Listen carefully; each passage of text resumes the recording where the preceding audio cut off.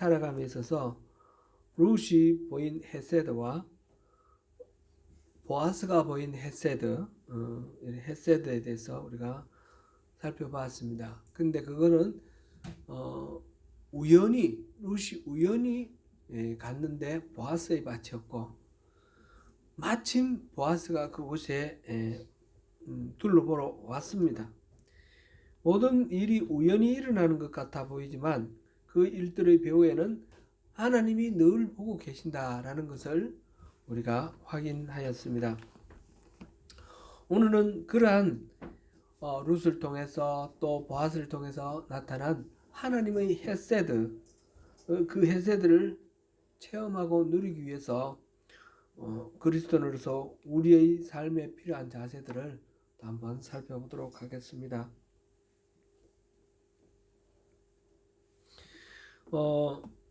룻이 보리수확기에 이삭을 주우러 나갔다가 우연히 엘리멜렉, 시아버지 엘리멜렉의 친족인 보아스의 밭에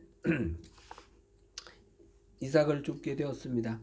마침 보아스가 추수 현장을 확인하러 나왔다가 룻을 보게 되었고요. 보아스는 친족인 엘리멜렉의 아내와 며느리인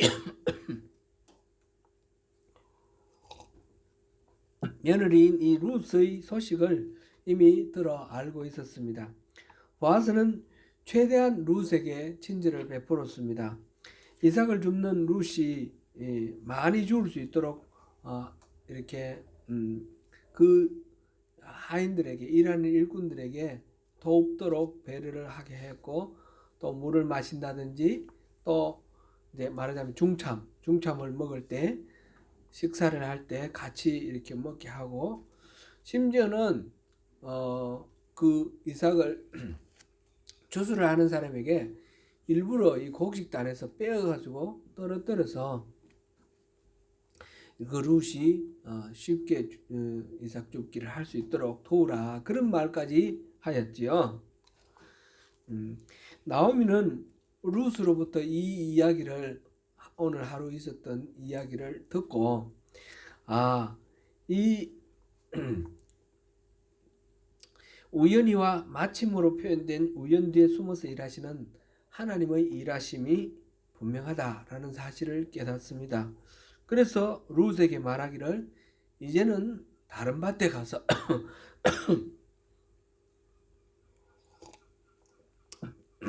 죄송합니다. 다른 밭에 가서 다른 사람들에게 얼굴을 보이지 말라. 룻의 보아스의 밭에서만 일하라. 그렇게 당부를 합니다. 룻의 시어머니 나오미는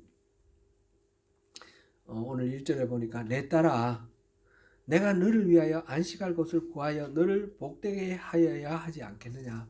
언제까지 내가 너를 데리고 있겠느냐. 너를 안식할 방법, 곧 또 재혼을 할 수 있도록 그렇게 해야 되지 않겠느냐, 그런 말을 합니다. 보아스가 바로 이 룻이 결혼할 상대다라고 나오미는 생각을 하고 작전을 짜서 룻에게 알려줍니다.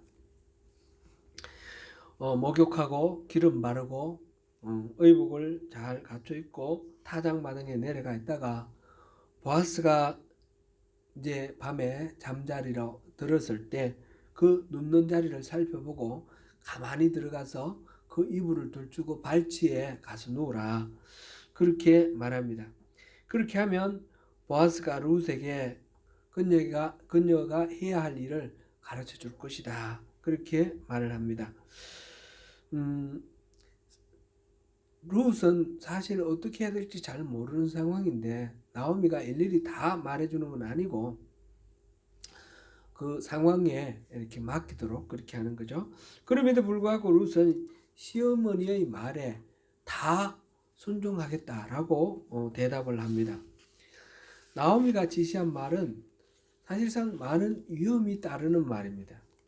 그녀는 이 룻은 이방 모압의 여인이고 히브리 사회의 풍습에도 익숙하지 않고 지금 일이 어떻게 돌아가는지 잘 모르고 있습니다.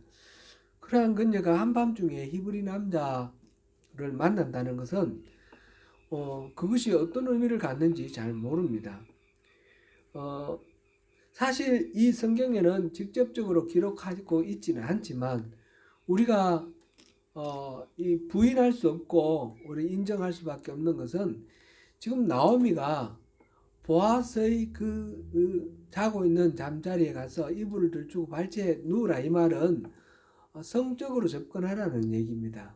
그렇겠죠? 어떻게 보면 루시 하는 이 행동은 정상적인 이 여인의 행동은 아닙니다. 창녀가 하는 짓 같은 그런 행위를 지금 나오미가 룻에게 말하고 있습니다.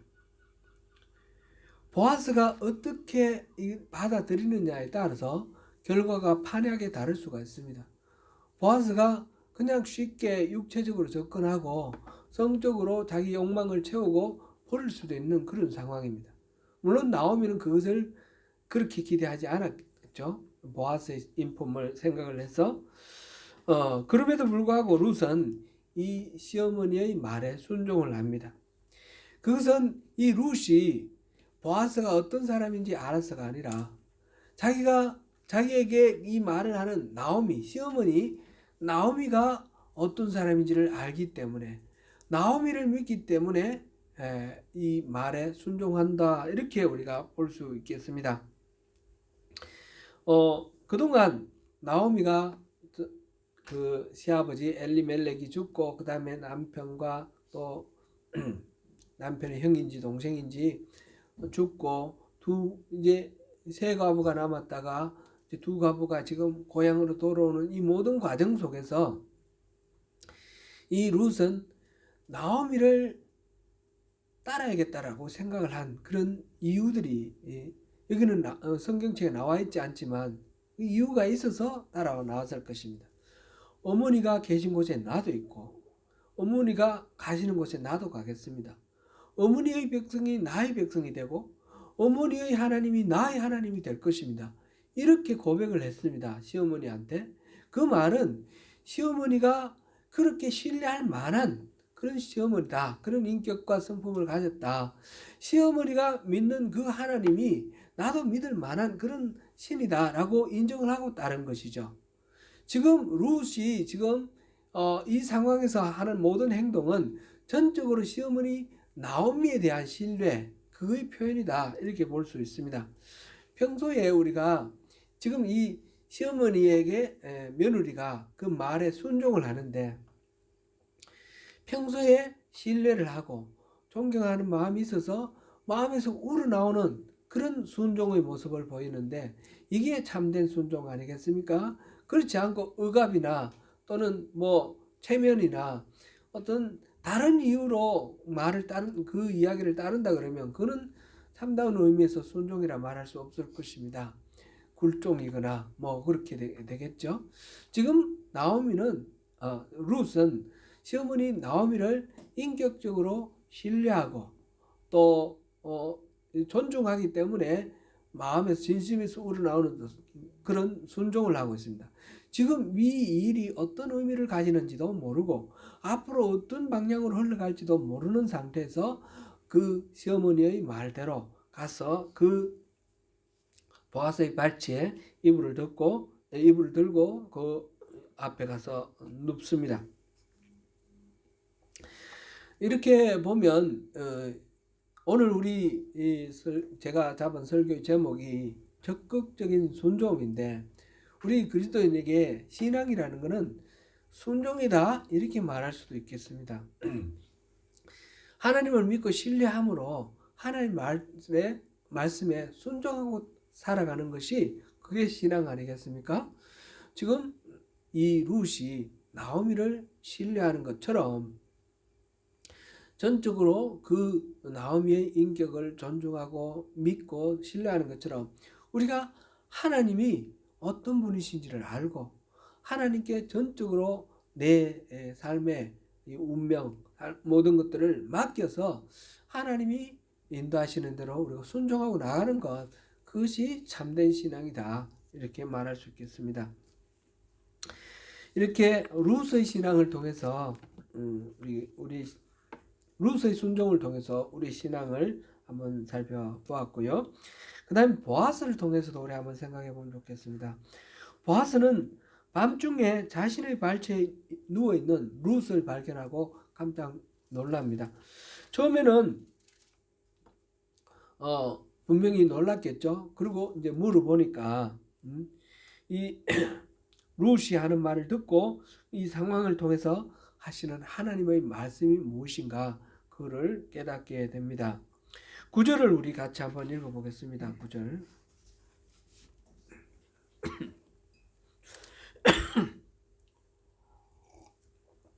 9절. 이르되 내가 누구냐 하니 대답하되 나는 당신의 여종 루시오니 당신의 옷자락을 펴 당신의 여종을 덮으소서 이는 당신이 기업을 물을 자가 됨이니이다 하니 옷자락을 펴서 덮으라. 이 무슨 말 같습니까? 당신의 은혜로 나를 보호해달라 그런 말이겠죠. 출애굽기에 보면 하나님이 독수리 날개로 업어서 너희들을 내게로 인도했다 그 말씀을 하시는데 독수리 날개로 업어서 오는 거나 또는 지금 2장 12절 한번 보겠습니다. 2장 12절 같이 읽어봅니다. 여호와께서 내가 행한 일에 보담하시기를 원하며 이스라엘의 하나님 여호와께서 그의 날개 아래에 보호를 받으러 온 내게 온전한 상 주시기를 원하노라 하는지라.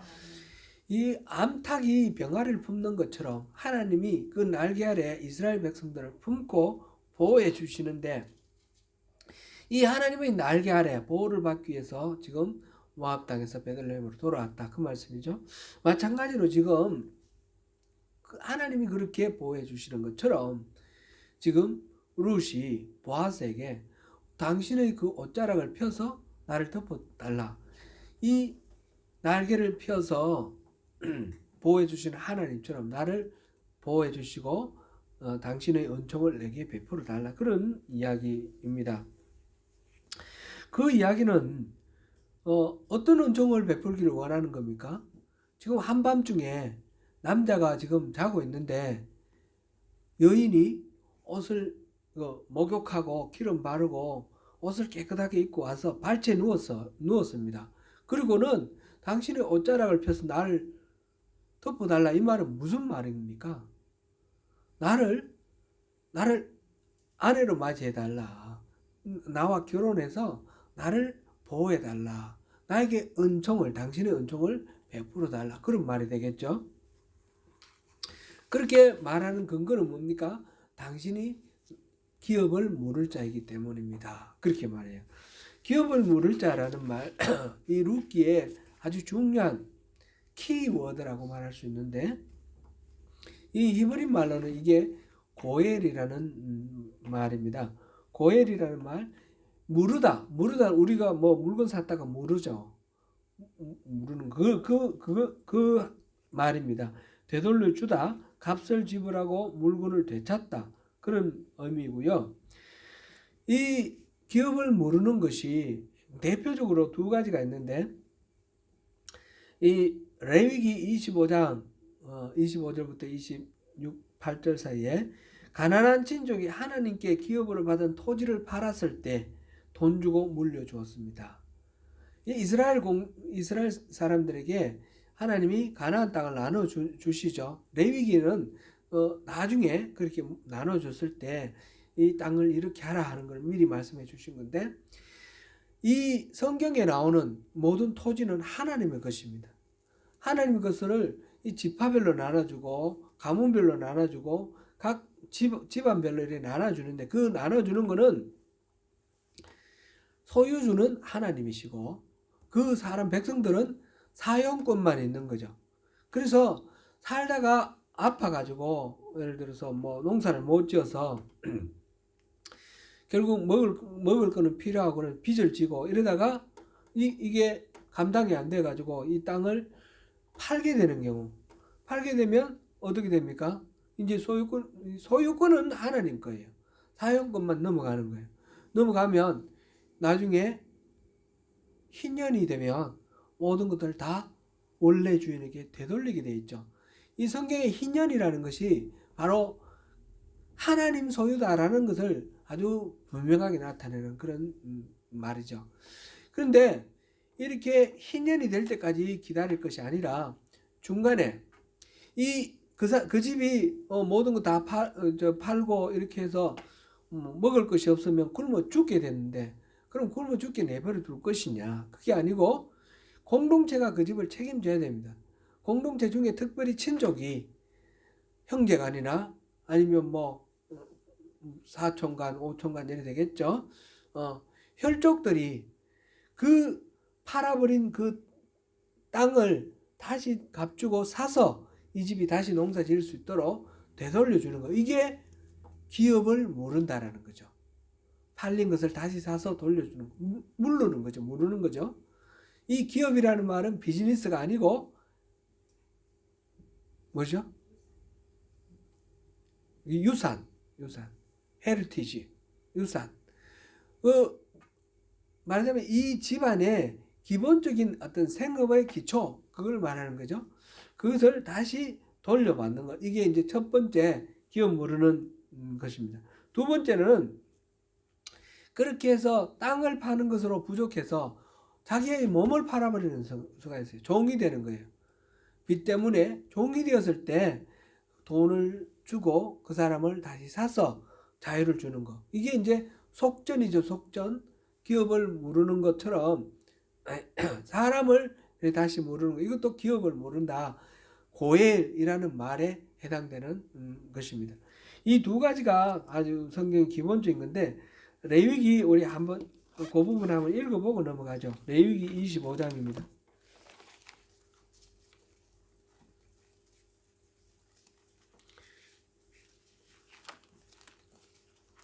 레위기 25장 25절부터 28절까지. 제가 안경이 잘 안 보이네. 25절부터 28절까지 먼저 한번 읽어봅니다. 시작.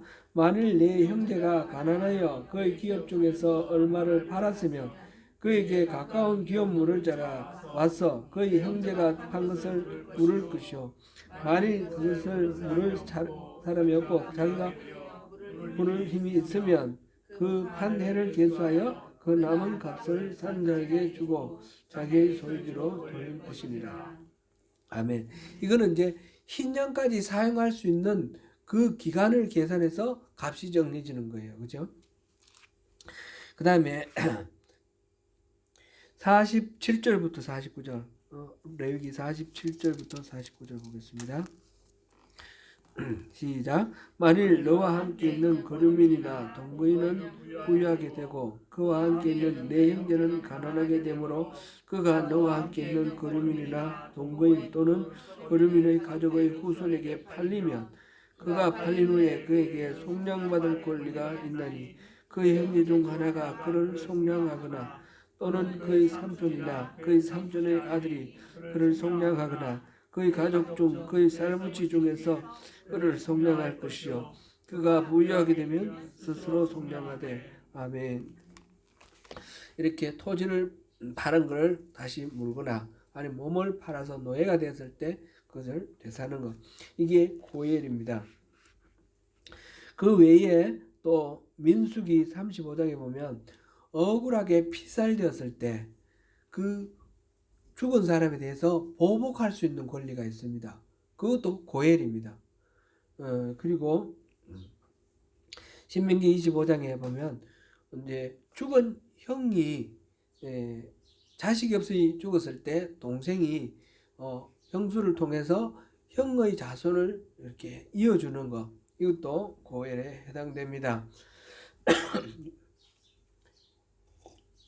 이른바 수혼제 또는 계대결혼, 그렇게 말을 하는데, 근데 이 형제간에는 그렇게 하는데 그 다음 친족간까지 이게 의무적으로 확대되는 것은 아닙니다. 이 수혼제 같은 경우는 앞에 다른 고엘은 친족들에게 아주 확대가 됩니다. 삼촌이 없으면 사촌이고 사촌이 없으면 오촌이고 우리 같이 이스라엘 사람들은 촌수를 안 따져서 그렇지만 혈족으로 가까운 친족부터 그 의무가 있는 거죠. 기본적으로 고엘 제도는 공동체 안에서 구성원을 보호하기 위해서 공동체가 함께 책임을 진다는 의미. 이게 구약 성경의 아주 혈연 공동체의 그 책임 기본적인 정신이죠.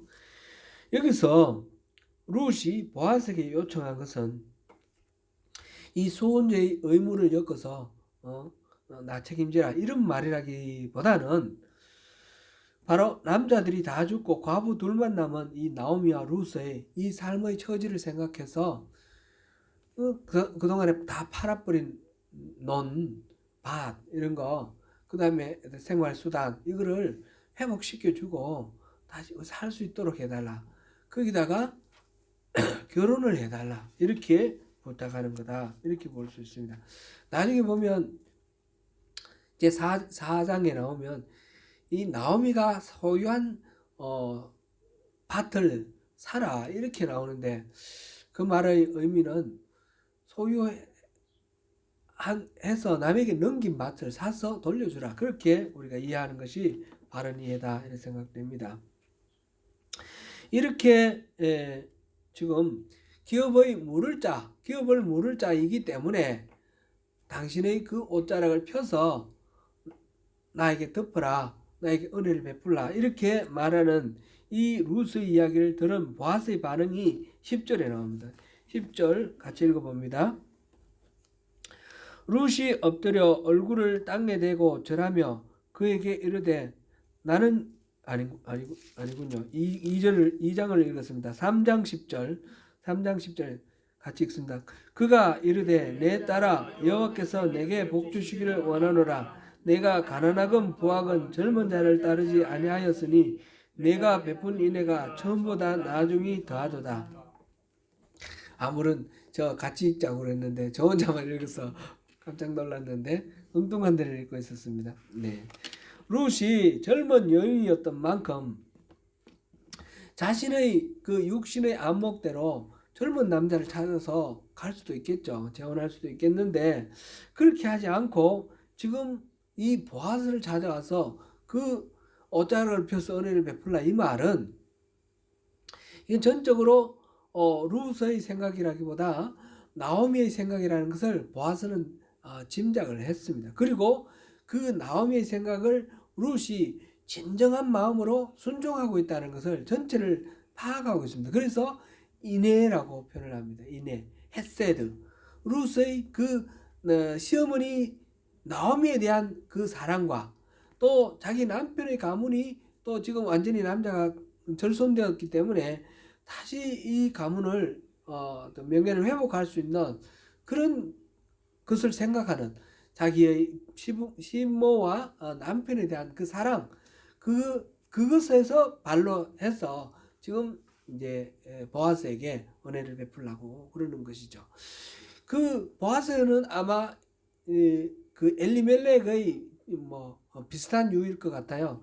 정확하게 나와 있지 않지만 늙었다라고 스스로를 말하고 있는 걸 보니까 늙은 세대이고 이 룻은 아주 젊은 여자인데 네가 젊은 사람 찾아가지 않고 부하거나 가난하거나 젊은 사람 찾아가지 않고 늙은 나를 이렇게 찾아와서 은혜를 베풀라고 말하는 것을 보니 너의 인애가 크다. 이전보다 지금 인애가 더 크다. 이렇게 말을 합니다. 이전 인애는 무엇을 말하고 지금 인애는 뭘 말하는지 정확히는 알 수 없으나 나오미를 쫓아서 고국 베들레헴으로 돌아올 때까지의 그 인애 그거를 이전 인애라 이렇게 보는 것 보면 좋을 것 같고요. 물론 그 이전에 남편과 결혼한 그 인애도 생각해도 좋겠지만 나오미의 뜻을 순종하고 따르는 그 인애 그것을 이전 인애라 이렇게 보고 지금 이 보아스에게 지금 옷자락을 펴라라고 말하는 이거 그것은 전적으로 지금 현재 이 나오미와 룻 자신의 장래와 그리고 그 가문을 살리겠다는 그 마음에서 나오는 그런 행동이기 때문에 그것을 인애라고 그렇게 표현했습니다. 인애라고 우리가 번역한 이게 바로 헤세드 아닙니까? 그죠? 루스의 헤세드. 보아스가 루스의 헤세드를 보고 그것을 칭찬하고 있습니다. 칭찬하고 이걸 이제 어떻게 보면 장녀의 행동 같다. 그렇게 오해받을 수 있는 위험한 행동이다 그랬는데 보아스는 절대로 그렇게 보지 않았습니다. 네가 현숙한 거를 온 성읍 사람이 다 안다. 네가 지금 하는 이 행동이 그냥 육신의 어떤 욕망을 만족시키기 위해서 온 것이 아니라 정말 시어머니를 생각하고 가문을 생각하고 하나님이 인도하시는 대로 이끌어 이곳에 왔다라는 것을 내가 인정한다. 그런 의미로 지금 보아스가 이 룻을 칭찬하고 있습니다. 그래서 이 룻의 행동을 이렇게 칭찬하고 인정해주고 그래 밤새 여기 있다가 아침에 가라. 내 기업 물을 자 우선순위 나보다 더 앞선 사람이 있는데 그 사람에게 물어보고 그 사람이 만약 기업 물을 의무를 행하겠다 하면 그 사람이 하고 그렇지 않으면 내가 반드시 그 일을 행할 테니까 걱정하지 말아라. 이렇게 안심시킵니다. 그리고는 이제 아직 사람들이 서로 알아보기 전에 새벽에 이른 새벽에 옷을 펴서 겉옷을 펴서 보리 6번을 되었다 그랬는데 많이 이제 풍성하게 보리를 되어서 주고 돌려보냈다 그런 이야기죠. 이로써 보건대 보아스는 분명히 경건한 인격의 소유자인 것 같습니다.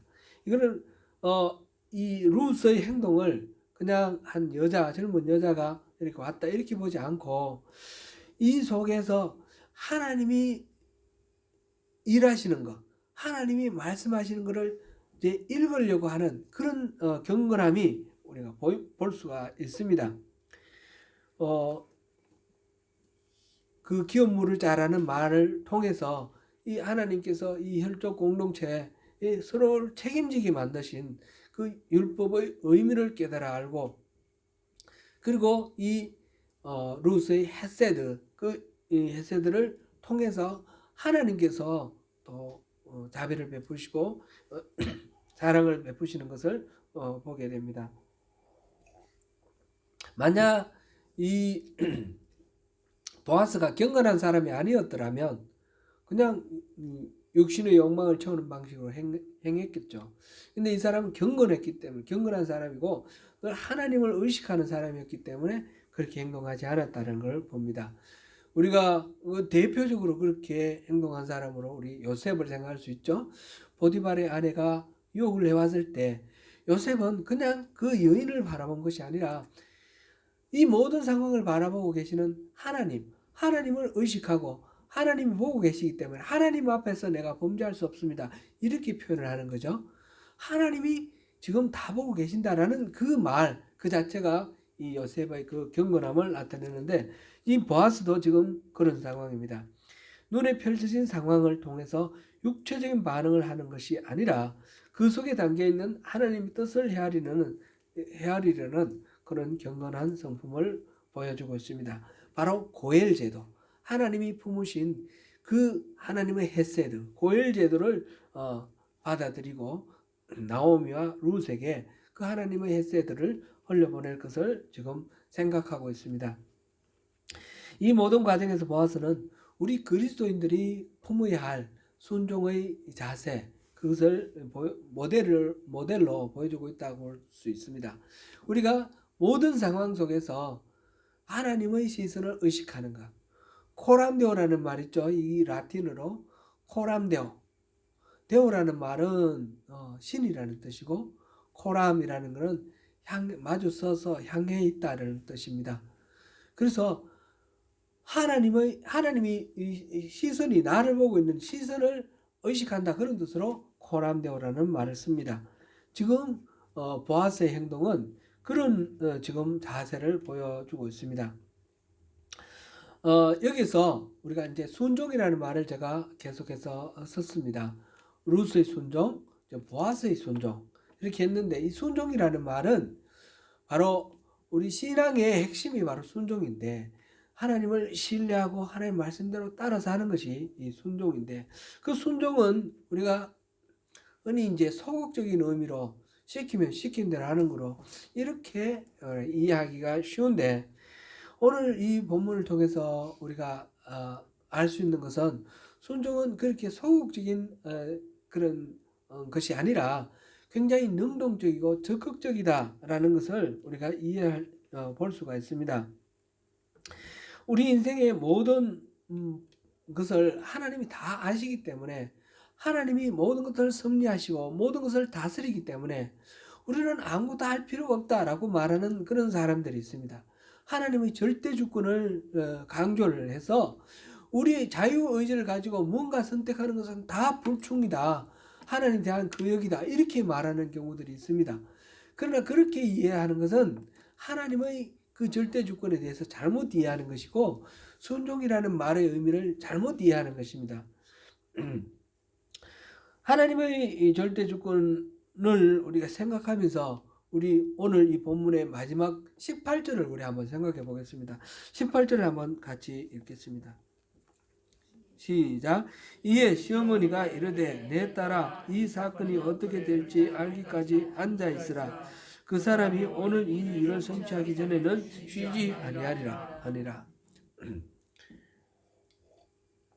지금 룻은 가만히 있는 것이 순종이죠. 그런데 그 사람 보아스는 뭡니까? 뭐 하는 것이 순종입니까? 쉬지 않고 이 일을 이뤄 나가는 것이 보아스의 순종입니다. 지금 단계에서는 룻은 가만히 있어야 되지만 그 앞에 단계에서는 어땠습니까? 나오미가 보아스와 룻이 우연히 그 밭에 갔다가 마침 그곳에 온 보아스를 만나는 상황을 통해서 하나님의 뜻을 헤아렸습니다. 그래서 적극적으로 다른 데 가지 말고 이제 보아스에게로 가라 하면서 보아스가 타작하고 잠잘 시간에 룻이 목욕하고 기름 바르고 옷을 갈아입고 그 발치에 가서 이불을 들치고 들어가서 누우라, 이렇게 말했습니다. 아주 적극적인 그런 행동입니다. 하나님이 이 두 사람을 맺어줄 것이라는 걸 알았을 때 맺어주실 것이니까 가만히 있는 것이 아니라 하나님이 이를 맺어주시도록 하기 위해서 적극적으로 그 기업 물을 자인 이 보아스를 찾아가서 그렇게 당신의 그 옷자락을 펴서 나를 덮어달라고 그렇게 말해서 그 관계가 구체적으로 성립될 수 있도록 그렇게 일을 하는 것입니다. 나오미가 그렇게 또 작전을 짰고 룻은 그게 순종해서 적극적으로 거기 가서 일을 했습니다. 믿음으로 순종하였습니다. 어떻게 보면 매우 위험해 보일 수 있는 그런 상황이었지만 그들은 그렇게 순종을 했습니다. 이제는 보아스가 움직일 때입니다. 이제 4장에서 보아스가 어떻게 행동하는 것이 보이는데, 이렇게 나오미와 룻이 잠잠히 기다리는 것도 사실은 아무것도 안 하는 것이 아니라 적극적으로 기다리는 것이고, 보아스가 지금 움직이는 것도 적극적으로 움직이는 것입니다. 이 모든 행동의 기다림이나 적극적인 행동이나 기반에는 무엇이 있습니까? 이 일은 하나님이 이끄신다, 이 일은 하나님이 인도하신다, 하나님이 행하신다라는 하나님에 대한 절대적인 신뢰를 뿌리에 두고 있습니다. 그래서 이들의 행동은 순종이라 표현할 수 있고 적극적인 신앙이다, 이렇게 표현할 수 있습니다. 가만히 있는 것이 다가 아니라 적극적으로 움직여야 할 때는 적극적으로 움직여야 하는 것입니다. 예수님께서 달란트 비유에서 한 달란트 받은 사람을 땅속에 묻어놨다가 한 달란트를 갖고 온 것에 대해서 책망을 하셨습니다. 하나님의 뜻을 잘못 오해를 해서 원래 받은 거 그냥 그대로 돌려주면 된다라고 생각하는 거, 그런 것이 아니죠. 만약 이 사람이 투자를 해서 손해를 봤으면 책망을 했을까요? 손해를 보든 이익을 남기든 그것이 중요한 것이 아니라 달란트를 활용을 하라는 것이 이 주인의 뜻이죠. 하나님께서는 우리에게 또 많은 달란트를 주시는데 마찬가지입니다. 이 달란트를 통해서 우리가 적극적으로 활용을 해서 하나님이 하시는 일을 우리가 우리 손발, 우리 입술을 통해서, 우리 달란트를 통해서 행하는 것이 신앙이고 그것이 순종인 것입니다. 이스라엘 백성들은 출애굽을 할 때에 하나님의 은혜와 사랑을 깨닫지 못하고 끊임없이 하나님을 원망하고 또 하나님을 대적하고 범죄했기 때문에 1세대 출애굽 그 백성 가운데 가나안 땅에 들어간 사람은 여호수아와 갈렙 두 사람뿐입니다. 나오미도 룻도 보아스도 하나님의 뜻을 분별했을 때에 최선을 다해서 순종하여 하나님께서 예비하신 그 복을 누릴 수 있었습니다. 우리가 신앙생활을 하면서 그렇게 온전히 순종하지 못하는 이유는 무엇입니까? 무슨 일이 일어날지 모르기 때문에 두려워하고 염려하고 걱정하기 때문입니다.